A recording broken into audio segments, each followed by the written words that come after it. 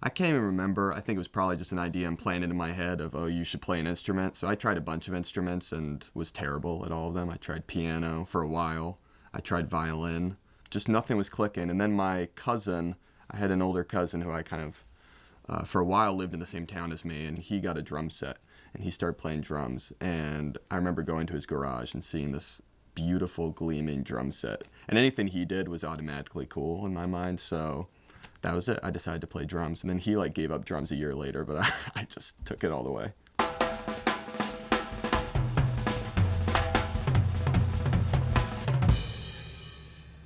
I am the youngest of three, and both my elder brother and elder sister were both musicians. My brother played guitar.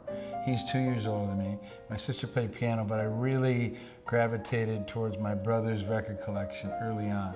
All the Led Zeppelins and The Who and Deep Purple and Humble Pie and Queen and Jimi Hendrix.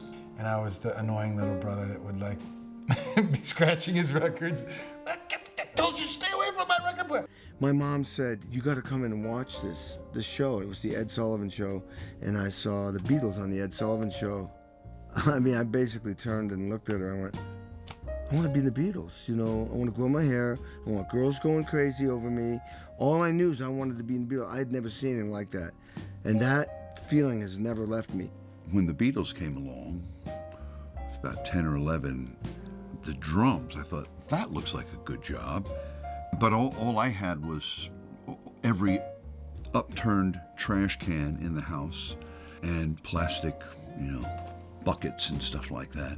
And then I got my first Sears and Roebuck snare drum. Cost $36. It was a snare drum and a little tiny cymbal, came with a pair of sticks and an instruction manual, which promptly went into the trash can. My father was a musician first and a psychiatrist second. Of the four children, I was the only one that really seemed to take to music, and as far back as I can remember, I was playing the drums along with some of the albums that we had at home. And I do remember asking him, hey, Dad, can I start taking drum lessons? I was 5 years old. My dad was a band leader, clarinet player in a Dixieland band. And he used to rehearse the band in the house. And I remember hearing the band from my bedroom, grabbing a book and playing along. That was it. My dad, who passed away in '08, was a drummer, and he was my first drum teacher, and he was my drum tech out here in LA for 18 years. After he retired in Detroit, my mom and dad moved out here. My mom played vibes, jazz vibes, in his band in Detroit. My dad would take me to his gig, and since he was a leader, he let me sit in, and the guys in the band was not gonna let his 12-year-old son sit in on Satindal. I got my first drum, a little Sears drum set when I was 3, and played that and used to play with my mom while she was playing piano. And then I switched to piano and didn't play drums for a number of years. I played piano from the time I was 6 until 11 and played trumpet for a couple of years. I got braces, and playing trumpet, I couldn't play trumpet anymore because the braces were cutting up my lip and I was bleeding all the time and I couldn't stand it. So that's when I made that fateful switch. Probably about the age of 5 or 6. We had music in the house all the time, there was always some kind of music going on. And my cousin played drums in a marching band, so that drum was always around, he was always playing with that. So that brought me into it for sure. I was also taking piano lessons at that time, but drums won over. They'd have a marching band, which would, it was a neighborhood marching band, and they would just march down the street to rehearse and everything, and all the kids in the neighborhood would follow them around, It's almost like the second line in New Orleans, That was it. From then on, I was playing drums. My parents wanted to give me an early start, so I think I was a 4th grader, and they took me to the local music store in Columbus, Ohio, and I was going to consult with somebody about what instrument I should play, and I was thinking I wanted to play the trombone. And then when I got to the store, I saw a bunch of guitars on the wall, and I thought about the Beatles, and I said, I want to play guitar. Do you have a guitar teacher? And they said, no, we don't. And I said, oh, how about, do you have a drum teacher? And they said, yes. And that was the moment I decided to play drums. I took guitar lessons, and I was, 12 years old by that time, or 13, whatever. And I didn't have the patience for that, so I thought, well, I'll get a bass, and that's 4 strings, that'll be easier. But, you know, that was the same thing. So then I thought, okay, I'm gonna try drums. So I saved up my allowance money, and I bought a drum kit, and it was so easy. And I knew I'd never have to take lessons because it was very natural. Well, my parents are both musicians. My dad was a professor at the University of Michigan for 40 years. For lunch, during elementary school, my mom would have lunch for us, my brother and I, and we would listen to classical records, and she would say, oh, what instrument is that you hear? What instrument is that? So we were kind of thrown in right away. My family was a musical family, and my mom sang in the choir and all that kind of thing, and my sister as well, my older sister. So actually going to church, weirdly enough, was my first exposure, and I was 7 and I joined the choir and all that. My mother was a drummer in college, so she was in the Iowa City Scottish Highlanders band. She was a snare drummer. It was a thing when they marched, they'd go.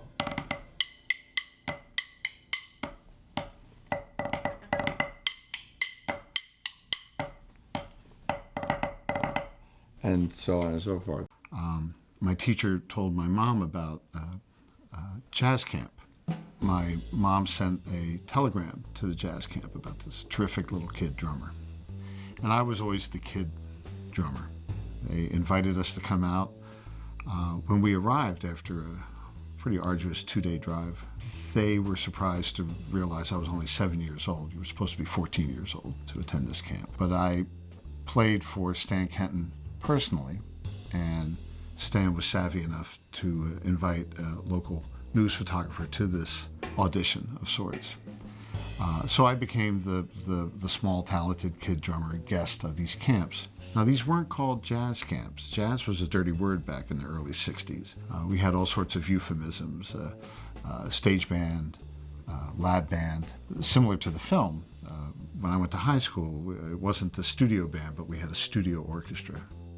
My drum teacher, he said, so you want to play drums, we're going to just start you on the snare drum, and it's just going to be a symphonic approach to the snare drum, just the hands, but eventually you'll get to play the whole drum set, and here's what that sounds like. And he sat down at the drum set in a room that was like 5 by 5, so a lot of sound pressure, and he sat down to the drums and went, boom, cack, cack, boom, bat, boom, bat, bat, boom, boom, bat.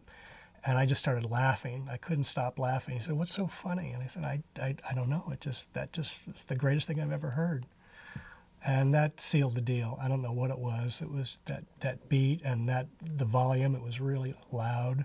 A couple of years later, I was going boom, cack, cack, boom, boom, bap. Becoming interested in music, it was this time, it was like sort of late 70s, early 80s New York. And the punk rock scene was just sort of still kind of happening. And seeing a band live and seeing women play really was the thing that made me like, oh, okay, this is something, I love music so much. I'm like obsessed with buying records and reading fanzines and all that stuff. And I think that the skill level required for that type of music was kind of low. So all those things, it was like a perfect storm of like, you can do this. In those days in England, most rock and roll drummers that are in all these bands that became famous, they started off playing Dixieland or skiffle or jazz. They were all at it. Charlie Watts, Ginger Baker, Ian Pace, John Heisman. I mean, all these drummers basically used to do dance gigs. So that's what I grew up playing. I turned professional when I was 12 years old. I joined my dad's band, and he had about a 9-10-piece band. I was 13, 14 years old. I was playing with a lot of different people. By the time I got 16, I played my first professional gig with Roy Eldridge. And it was like a club in town that would bring musicians in. They would come in as singles, and they would look for rhythm sections. And at that time, I was 16, and I was good enough for them to call me, But my father had to go along with me at the clubs because I was underage and stuff like that. But by the time I started playing with those guys, I knew that was it. That was the turning point. I was, going to do that. It wasn't a very popular decision in my house. It certainly was not considered a viable career option. They wanted me to do something that would be safer, perhaps not such a treacherous road as music. You know, it's a notoriously volatile business, but I didn't care. I mean, I was determined. It didn't matter what anybody said. I thought, I'm going to do this. I mean, I was so blown away by the scene, the music scene in New York City, the music scene in LA, San Francisco was so far beyond anything that was going on in Baltimore. Like, I was in one of Baltimore's first like new wave punk bands called Scratch and Sniff, but there wasn't a lot of that going on there. It just wasn't. I went home and I packed my bags and I was like, I've got to go and try this. And my parents' last words to me were like, remember, if it doesn't work out, you can always come back. So that's true. Drumming was something I did every day, but instead of sitting on a pad, paradiddle, that's a paradiddle, by the way, right, left, right, left, right. I wore this shirt special for y'all. And instead of sitting there on a pad every day, I had teachers and band directors and my parents that said, you know, sitting in a room by yourself, you know, not that great. You got to practice your rudiments, and you can play along with your 33 1/3 records, but you need to play with other human beings. Your brother's a bass player. Why don't you guys jam? So we jammed so much that we finally brought in a guitar player and then horns and a piano player. And we had this band. We loved Chicago. So we called ourselves, we bought blue shirts, ironed on the Chicago logo, and put a Roman numeral 2. We were Chicago too. I told Danny Serafin, the drummer, was Chicago. He goes, no, you weren't Chicago too. That is a setup I've been playing 30 years. The kit becomes such a personal thing. It becomes your, also because unlike flute or any of the, you know, other instruments that I still am jealous of to an extent, drums are hard to carry around. It's like the kit is not an easy thing you don't just show up into a room and slide your kit. Drumming is fucking annoying, I have to say. Whenever we play shows and we fly in, we have rented a gear, and it's like I'm setting up all this shit, and it's like, oh my god, there's like 800 things to get just so. And drummers are like kind of OCD, I think, in general.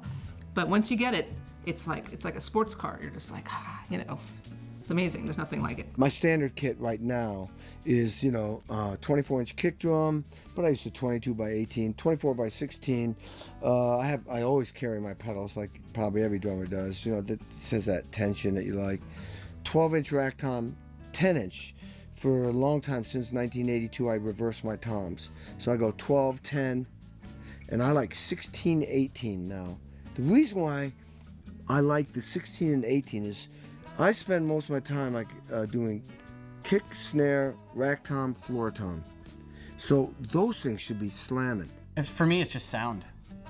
I feel like I make sound for a living, and there's so many palettes to come from, to explore like a painter that, why not try to use them all, The drum kit I used with David Lindley was just crazy, out of this world. With I was a Swiss Army helmet, kind of in the centerpiece of it, which was a gift from a club owner in Switzerland that had all these crazy found object sculptures everywhere. And so I was hitting it with a stick, and he goes, "Oh, you like the sound?" I'm like, "Yeah, I like the sound." He goes, "Oh," and he goes into his barn and comes out with about 5 helmets. My kit changed about a year and a half ago when I got the gig with Zappa Plays Zappa.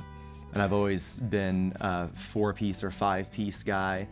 And I've listened to the music of Frank Zappa since I was about 13. I've been a die-hard fan. And am lucky enough now to be in Zappa Plays Zappa, playing with Dweezil, playing all of his dad's music. And to pull all that music off, you need a lot of stuff. So I had to change it when I got that gig. So I went from being 4 or 5-piece guy to 7-piece guy with rototoms, sampling pad, chinas, splashes, and bells, and all this other stuff. So now I have this huge setup that's for that gig. So when I'm not doing that gig, I still use my 4-piece kit most of the time. This is kind of my standard setup, I guess, over there. Yeah, just like 1 rack and 2 floor toms. And they're kind of the classic modern drum set from the 40s that guys like Buddy Rich and Gene Krupa incorporated that kind of setup. Kind of what I've done other bigger things, and live I do add a few things, but that's the basic thing that I make my noise with, and it kind of works for me. Mid-70s, suddenly drum kits started to grow.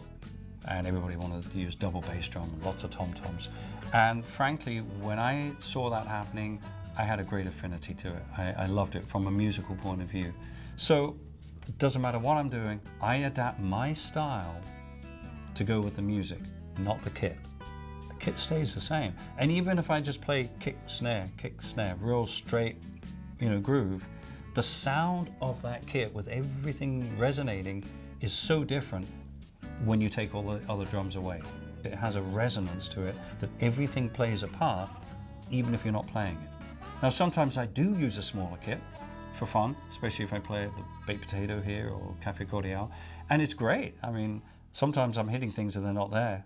As you get more successful, the schlepping gets less annoying. So that's basically your rise as a musician. You're like, it's how luxurious your schlep is. I was a little worried about moving to New York, when I was 21, and then the clincher for me was talking to friends of mine that did live there and realizing that it's very difficult to have a car. So pretty much no one has a car. I have to move drums all the time. My friends in New York that are going, yeah, man, I'm working in these jazz gigs, and the first night I can take my snare drum and bass drum, second night I can take my hi-hat and cymbal, but come hear me on Friday night, because then Saturday I got to take back the cymbals, and I tried in the subway, and I was like, you do what? And that sounded like a total nightmare to me, and I was like, I'm out, there's no way I want to do that, so I'm gonna go to LA. A friend of mine called me up. I was out here in California, and he said, you're not going to believe this, but he said, I think Jethro Tull, check this out. Jethro Tull might be looking for a drummer, and he read the ad. And I remember thinking, God, it's going to be a long way to go not to get a job like that. So, of course I did. So I went over, I'm totally jet lagged, went into a rehearsal studio it was in Islington, and that went pretty well, except the problem is all of my equipment got held up in customs. I didn't bring my whole drum set, but I brought, my trap case, cymbals, snares, sticks, pedals, this really essential stuff. But it didn't make it through. So I'm playing this kind of, it wasn't a totally broken down kit, but it was, a lot of people play, and it just didn't feel right. But I remember thinking, I've got to transcend this regardless. I've just got to put it all forward. And I thought, I would rather lose this gig by playing the way I honestly feel that I should interpret it, rather than playing an imitation of the other guys, because Tullis had an amazing series of drummers. Well, 5 minutes before the audition is over, the door opens and in comes my trap case from Heathrow with all this. I thought, great, that's really helpful now. Ann called a week later and said, okay, we've made a decision, we'd like you to do it. Every child that goes to public school, I think it's their right to be able to be exposed to music and the arts. I think it's that important. And I say this because I'm a living, breathing, example of it. I went to public school, and that's where I learned to play music, and that's where I learned to play the drums. And I wouldn't have graduated. There's studies that show that kids that take music classes or art do better in their other classes. Attendance is better, graduation rates are better. I wanted to study drum set. So when I graduated, I finally was going to study drum set for the first time with a real drum set teacher. Because at Indiana University, they had no drum set instruction. At Indiana University, it was all orchestral. Monster discipline there. If you can get through Indiana University, there's nothing, that's what prepared me to be able to do the Kennedy Center honors. That's what that training was for. This is not just rock and roll anymore. This is seriously understanding way beyond your instrument. And I decided to go to Indiana University because primarily of two reasons. One, David Baker, the head of the jazz department there, is a phenomenal educator. They have an amazing jazz program and orchestral program, and Kenny Aronoff was the drum set teacher there. So I did all jazz and orchestral percussion, and then studied with Kenny and did all this rock stuff. So it was this perfect mix of orchestral, jazz, and rock all at the same time. The most important teacher, not only when I was young, but really throughout my whole life, was a gentleman named George Gaber, and he was the head of percussion studies at Indiana University. He recognized that I had some anxiety about playing it right, not wanting to make a mistake. Gaber put a piece of music in front of me, sat back down, and then instructed me to play that piece, but if I played any of it correctly, he was going to walk over and hit me with this timpani mallet. And I said, "Excuse me?" He said, "You heard me. Play the piece, but if you play any of it right, I'm going to whack you." So I proceed to play it upside down, backwards, making every possible mistake I could. He puffed on his cigar. He said, "Okay, fine. Now walk over to that window. Tell me what you see." Clouds still in the sky? I said, "Yeah." The trees are still there. It seems like the earth is still spinning, right? I said, "Yeah." He said, "Now, you just played that piece of music worse than anyone could ever possibly play it." And he said, "And what happened?" "Nothing." He said, "Now, let's start." Let's do nines again. So just think 1, 2, 3, 4. 1, 2, 3, 4.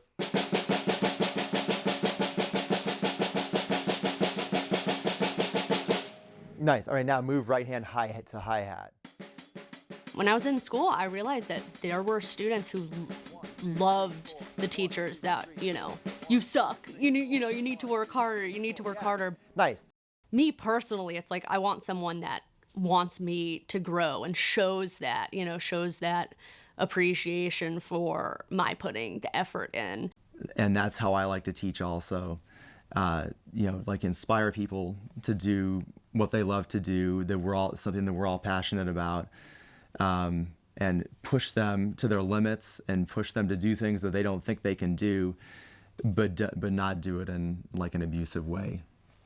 I took lessons with all kinds of different teachers, and everyone were different in their methods and in their way of getting through to you, which is a great thing. You can just absorb all the different ways, different kind of options, and then decide on your own what to use and what not.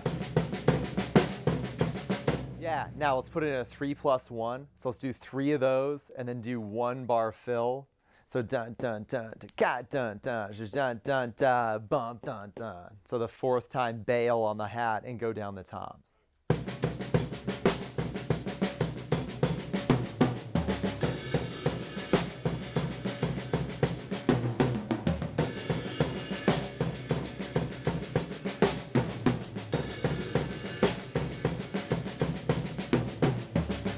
Yeah, nice. First thing you learned from Mr. Baller was this right here. You are the drummer.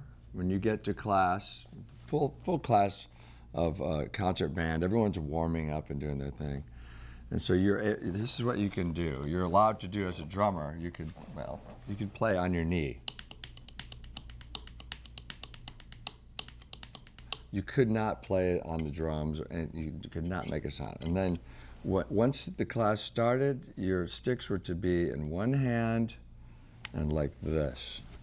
And it was kind of a valuable lesson, too, of discipline. I won a concerto competition at Indiana University. It was a violin concerto.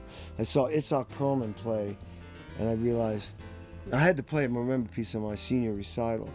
I realized if I'm going to spend a year working on a piece, I'm going to learn that one. It's the most beautiful piece it's called The Introduction to Rondo Capriccioso by Camille Saint-Saëns, and it's this violin concerto, and you can play violin music on a marimba. So I spent 3 hours a day for 365 days, basically, and won a concerto competition with it. When I found my first really good drum teacher, I was about 14.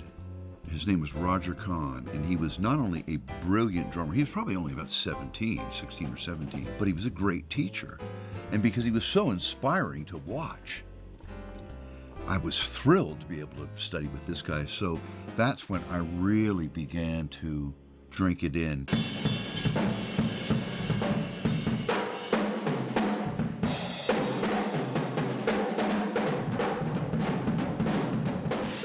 Not till I got to junior high school or middle school, there was a band, there were 2 bands. There was the concert band, and then there was the Lancer band. To get into Lancer band, those were the best players. And at the beginning of the year, everyone sort of gets to try out, and then he picks the players. His name was Henry Tilton. To this day, I'll never forget him. He was an older gentleman. Yeah, he wasn't sweet and nice and nurturing. He was kind of a taskmaster. Stop, and he would walk around, and I see him coming over to the drum section, and I'm just like, oh man, not good. And he took his baton and he stood behind me. Very intimidating. He stood behind me and he tapped tempo on my shoulder with his baton. And I'm trying like hard to play it, and I feel it a little bit harder, a little bit harder, a little bit, then the foot stomping. And first of all, he was like embarrassed, stop. Everyone turns around, and it was embarrassing, you know, like you guys, you don't even play a melody, you don't play a melody, all you have to do is keep time, what's wrong with you? You know, like that kind of stuff. And what it did though, as I must say, that is similar in the film, although on a much different level, it did make me go and learn it, because I didn't want to come in the next day and be the guy that was like, didn't have it together. I was studying with this guy, and it was he wasn't as overtly hostile as J.K. Simmons' character, but he was brutal in a lot of ways, and he was incredibly opinionated. I don't know why. And I later discovered wasn't even a particularly good drummer, wasn't particularly respected, but he was a teacher. And that's what his thing was. I'm a teacher, and you know, so he somehow elevated himself by design or otherwise out of being a player. At the end of this lesson, this harangue had escalated to the point, and I remember being really heated. And he finally just said, you know, you're never going to make it. You don't have what it takes. Ooh. And I just remember thinking, I left and I stood on that exact corner where that scene was shot, catty corner to Carnegie Hall before the concert, you know, contemplating it. And I thought, I'll show him. If I didn't have that internal sense of self and confidence that I had something, it could have wrecked me. I could have maybe never played again. And I think it was 3 weeks later, I got the gig playing in Tio Macero's big band. Now, Tio Macero was Miles Davis's producer from the late 50s right to the end, and he was a phenomenal producer. The toughest band leader I ever worked for or alongside with would be Joe Zawinul. And Joe was the co-founder of the group Weather Report. I joined the band in 1978. I just turned 24 years old, and stayed with the band for quite a few years. Joe kind of came from that macho jazz school with his Austrian, almost Nietzschean, like, you know, what doesn't kill me makes me stronger kind of thing. It was common with some of the hardcore older jazz guys that they would poke you, and if you poked back, then that was good. If you shied away or went away with your tail between your legs, then you didn't belong there in the first place. He was maddeningly tough and demanding at times, but he was a genius, and geniuses usually get a pretty wide latitude in my book. Yeah, I'd heard a lot of horror stories about the kind of cultish environment that the Magic Band, Captain Beefheart and the Magic Band was. I'd heard stories about broken ribs and guys getting thrown downstairs and psychic interference, but I'd also heard that he had mellowed since those years, and he was anything but mellow. He would say things like, give me that sound of Fred Asparagus dangling through the teacup. You know, blue babies levitating over the mountaintops like BBs on a plate. And you'd have to kind of think pretty fast and come up with something, and you go, that's what I wanted. You knew that. Recording with John Mellencamp was brutal. It was constantly, like, the teachers pushing you, just like, is that all you got? You play a song once and you go, what do you got, Kenny? It's like the same song. He'd even say it was the same song. So all I know is one song. You got to come up with something different but unique. Don is his real name, Captain Beefheart, would compose a lot of the music kind of on the spot. And he would blame me for psychic interference. He said, man, can you guys feel it? He's doing it to me again. He's putting tinfoil in my radar. And the other band members would be scared. They go, oh yeah, we can feel it. Yeah, we feel it, Don. I said, well, do you want me to leave the room? He goes, no, it wouldn't do any good.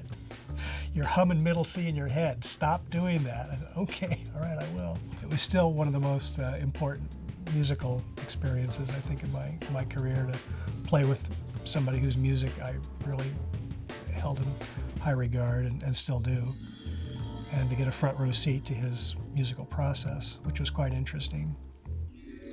He calls me down to his room after the second day and went, Kenny, we gotta get this record done, and the producer's bringing in some session guys, and you go home and I'll pay for the rest of the week, which it might have been $150, I don't know. And I just said, no. I'm like, did you just say that? Because you have to remember who I'm saying no to. It's like the meanest football coach. You don't say no. You just go, yes, sir. And I went, no, I'm not going home. And then these words, am I your drummer? And I'm going, I can't believe I'm saying this. He goes, like, what are you talking about? I'm like, am I your drummer? Am I the drummer in your band? He went, yeah. So if I'm the drummer of your band, I'm going to watch these guys play my parts on our record, and I'm going to benefit from that. And you're going to benefit because I'm your drummer. I could not believe I said that. It just came out of me.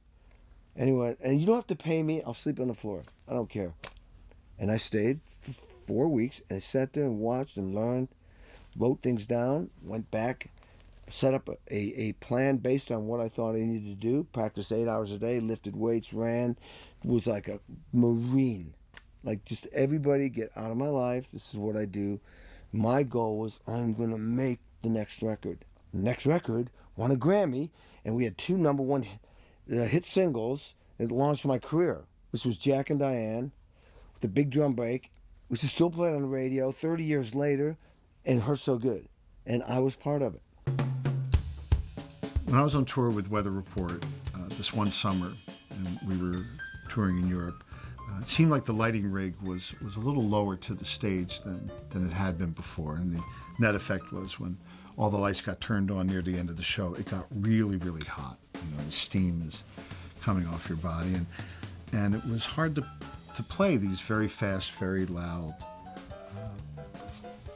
tunes at the end of the show, which had a tendency to kind of go on and on. So I had gone up to Joe, who pretty much was a music director of the band, and said, Joe, when we're doing this last vamp, when I get to the end of my energy, I'll give you the signal, I'll give you the high sign, and can we take the tune out?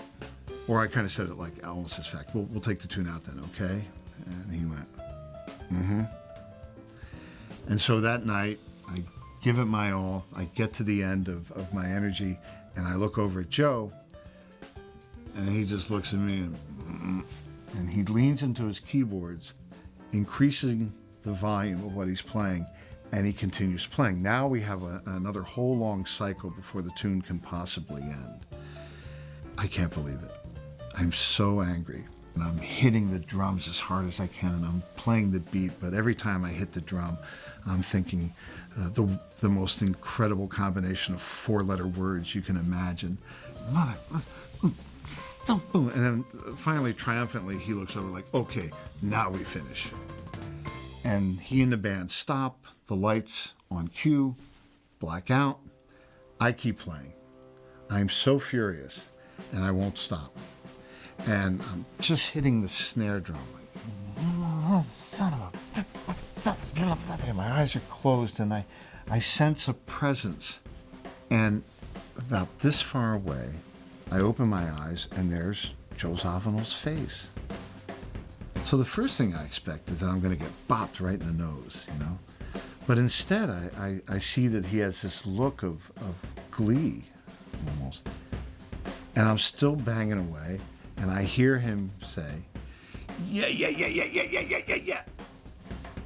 And he jumps off the stage, kind of punches his fist up in the air. I finish, bow, kind of. I walk off the stage, confused. And he finds me, and he comes up, and he just says, thank you, man.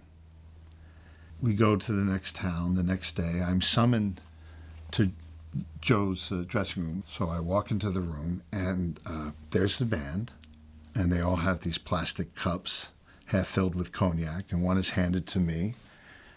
And Joe holds the plastic cup of cognac up in the air, and he goes, "Last night, Peter graduated."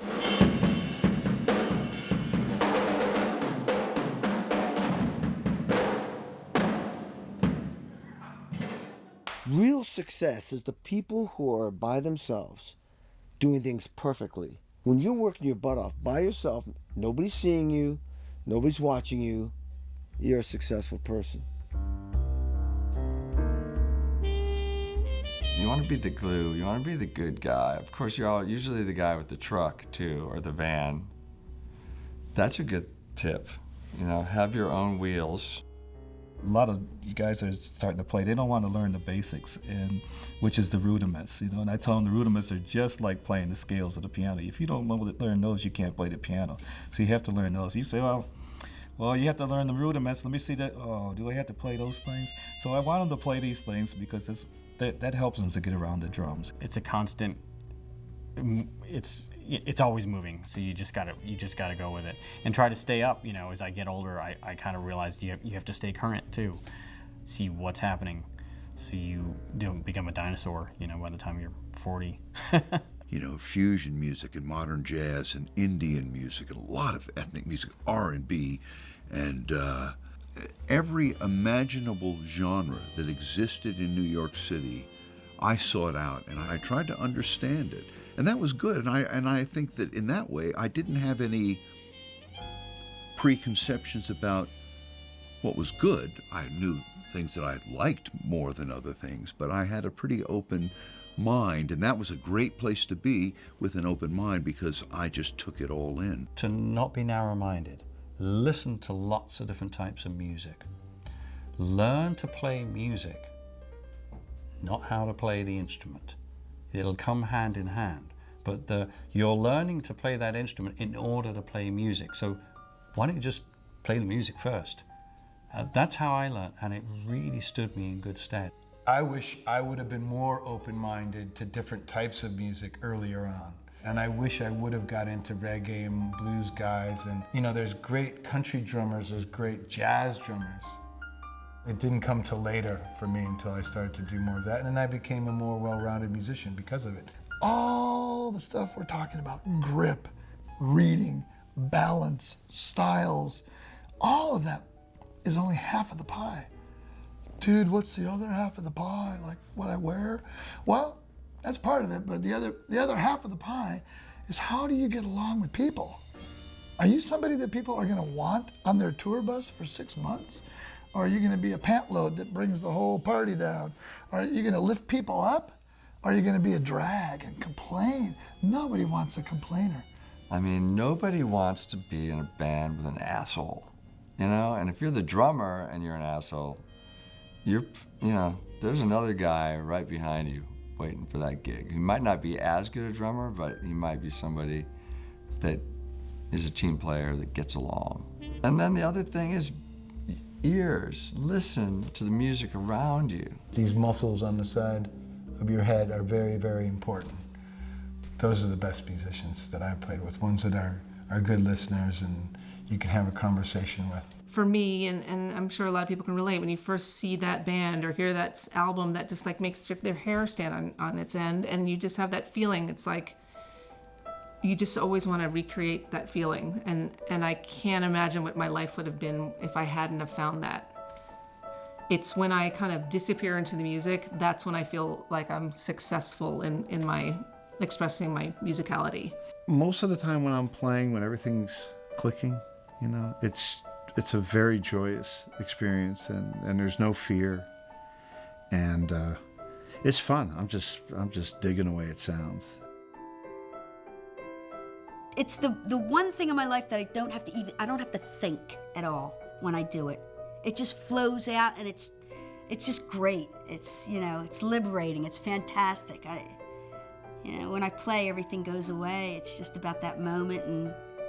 And when everyone's on the same page, like, it doesn't happen all the time, But when everyone is in that sort of whatever dimension it is, then it really feels like there is no time. It's just you're just in that moment.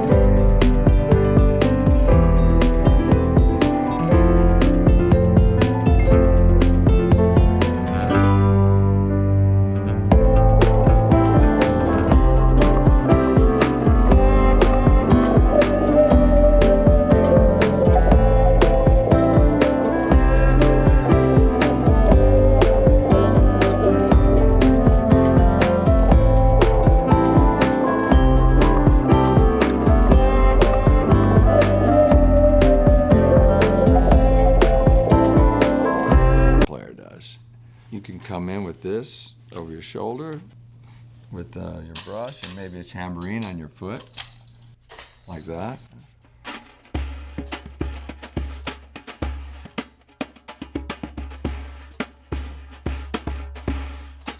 So you can, it also gives you a better chance to walk away with a date because you don't have to wait and break down all your gear.